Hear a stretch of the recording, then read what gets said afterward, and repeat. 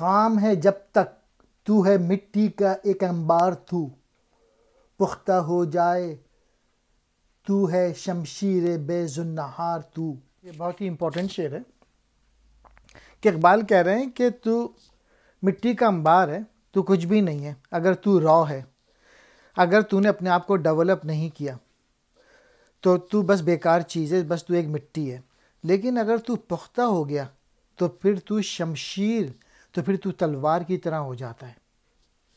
بے زنہار، جس سے بچنا مشکل ہو، یعنی ایسی تلوار جس سے بچنا بہت مشکل ہو۔ اپنا اس وقت مسلمان جو ہے بہت ہی را ہے، بہت ہی کچا ہے۔ اس کے دو مسائل ہیں پاکستان میں، جیسے ایک غربت ہے، دوسرا تعلیم نہیں ہے۔ تعلیم کو تعلیم حاصل کی جا سکتی ہے، ساری کی ساری ایجوکیشن جو ہے وہ سیلف ٹاٹ ہوتی ہے، خود اپنے آپ کو آدمی پڑھاتا ہے۔